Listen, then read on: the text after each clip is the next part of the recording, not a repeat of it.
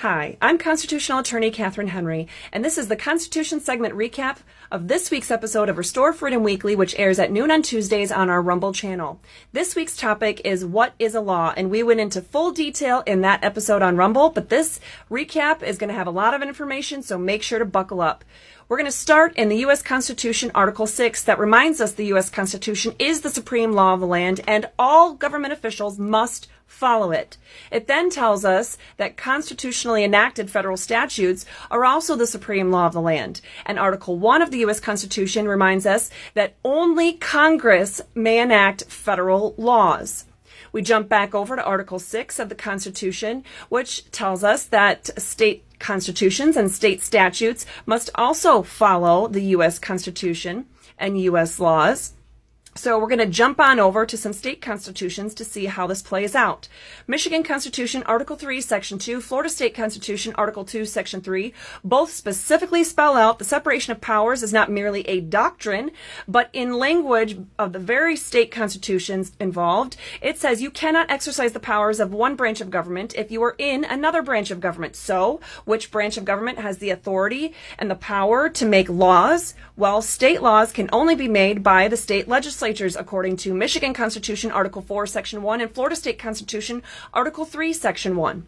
Well, what about the requirements of passing those laws? There are a lot of different requirements for passing valid laws, and those state requirements are put into place by Michigan Constitution, Article 4, Section 22 through 27, Florida State Constitution, Article 3, Section 6 through 9, and there's a lot more if you read the entirety of those state constitutions as well. We also need to look at the ability of local constitutions and local laws to be enacted. So, what do I mean by that? Michigan Constitution, Article 7, Section 2 and Section 22, and Florida State Constitution, Article 8, Section 1 and Section 6, they allow for county or city or village charters or constitutions to be put into place, as well as local laws or ordinances to be put into place. So, that is in relation to the local laws and constitutions. Michigan Constitution, Article 5, Section 2 allows for executive orders to have the force and effect of law under certain limited circumstances, but not to govern the people and their daily lives.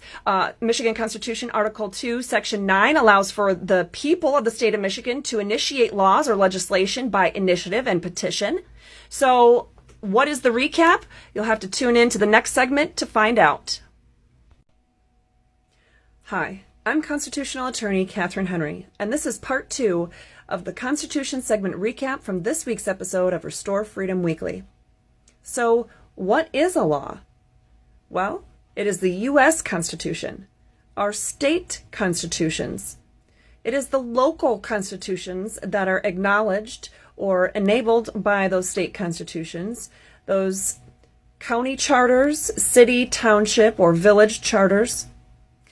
But it is also statutes at the federal level. It is those laws put into place specifically by Congress. At the state level, those laws that are put into place by your state legislatures. At the county level, it would be those ordinances put into place by your county commissions or county councils. And at your city, village, or township level, it would be those ordinances, not resolutions, put into place by your city council, your township board, or your village council.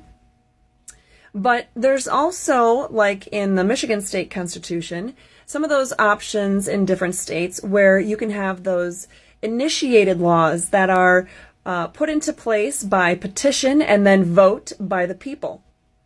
So, what are not considered laws enforceable on the people that can affect their everyday lives? Executive orders, case law, administrative law, mandates, and resolutions. So again, this is just part 2. If you want to know where I'm getting my information from, you can catch all of those constitutional segments that were recapped in part 1, or catch the full episode in much greater detail on our Rumble channel. And please make sure to check out next week's full episode on Rumble at noon on Tuesday, or all of the segment recaps throughout the week here on TikTok or on other channels. Thanks.